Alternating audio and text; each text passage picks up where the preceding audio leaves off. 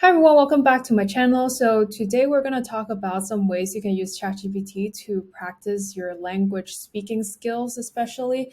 I don't think this is a way to replace actually practicing with an actual human being just because there are slangs that they use. There's a lot of different things that you can gain from practicing with a local speaker or an actual human.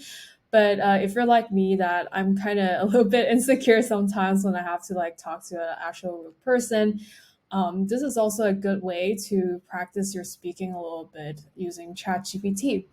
So let's get started.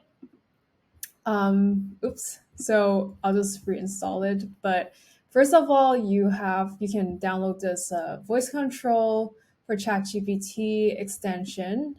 You just add that, and then after that's added, you go to a new chat here. This is the ChatGPT site. Log in first if you haven't, and you'll see this really big button that appears here.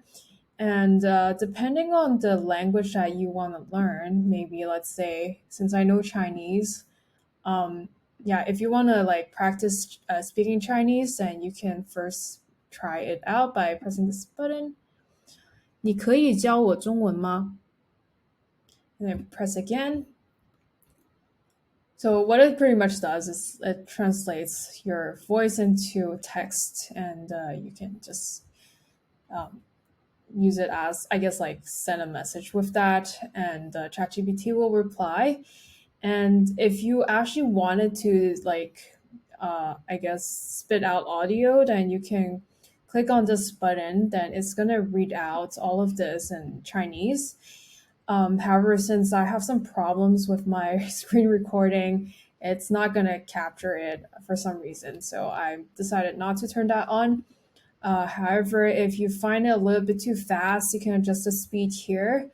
If you go lower, then it's slower. If you go higher, then it's faster. And you can also pick the voice preference you want. There's not a lot of options for Chinese, but there's more options for English if you ever need it. And yeah, that's kind of the gist of it.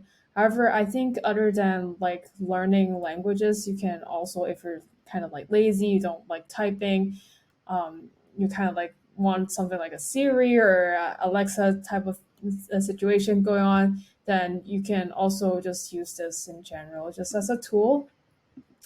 Um, yeah, like you can switch back to English and maybe ask it a question.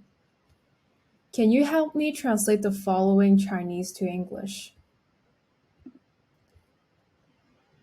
And then you can, I guess, randomly type in something.